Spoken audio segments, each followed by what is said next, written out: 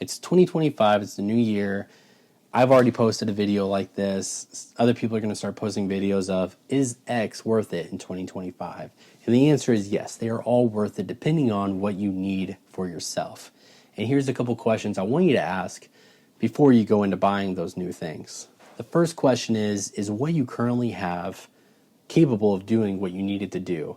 And if not, why not? So for instance, my phone, I started off doing photography with my phone and it did everything I needed it to. I was in Yosemite in a beautiful place. All I needed was to just pull it out, document, take photos, and it did exactly what it needed to do. And honestly, if I had a bigger camera, I probably would have been too stressed out about the technicalities that I wouldn't have gotten a lot of the pictures that I did.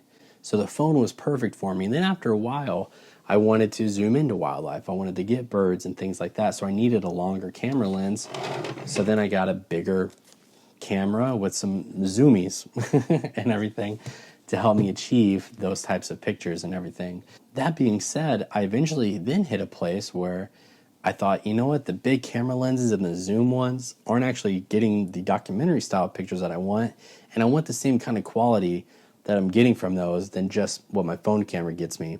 And then I eventually got this point and shoot camera late last year in order to get more so into areas without being so noticed, like family events and things like that, where people don't want boom, you know, with a huge lens feeling like they're being shot at or something. You want something like this where you can just go click, click, click. So whenever you think about, is my gear needing to be upgraded, ask yourself, well, what is it doing? Is it capable of doing what you need it to do? Or are you super limited, and if you have it and use it to its best abilities, it will never get me what I need?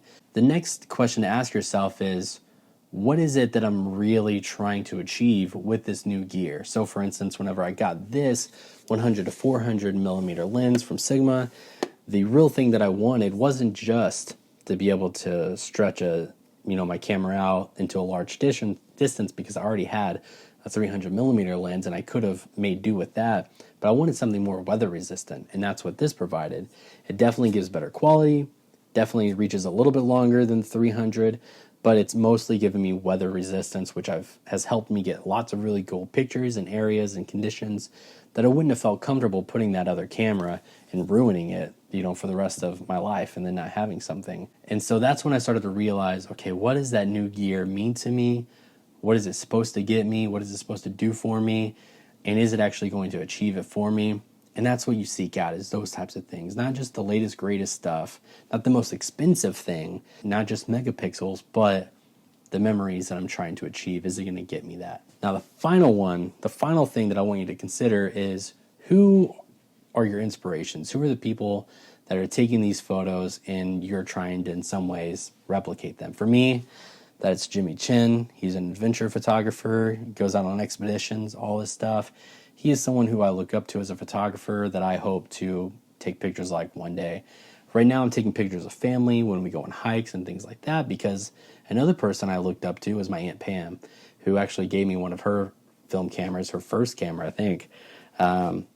And her candid vacation shots that she would take of all of us really inspired me to do that with my own family. And so I do it all the time, where I'm constantly taking those cool pictures.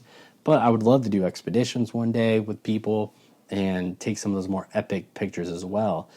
And what I've noticed about him and my Aunt Pam with her camera is that at one point, those were some new cameras that they had maybe, but nowadays they're pretty old and dated, but yet they still take amazing, memorable pictures.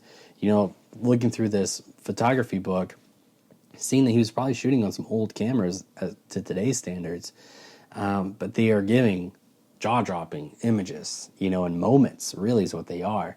And that's what you're wanting to create. You want to not just get the latest, greatest gear that's worth it in 2025. You want to get the greatest gear that is worth it, that'll get you the memories that you want it to get you. So if you are that like Formula One person and you need to get that fast car going by, then yeah, get the camera with a fast burst rate. But before you buy it, see if you can get it with the small camera, with the film camera, with something that's going to shoot 1, 2, 3 seconds per rate. Because there were people back in the day who you look up to who were taking those photos on those lesser cameras that you were trying to get away from. So try to be a master of what you already have. And if it just really feels like it's holding you back or limiting you, or it's actually stopping you maybe from enjoying yourself even, then yeah, bump it up. Try to get something new. Maybe just go to a different destination. Maybe try to switch some things up.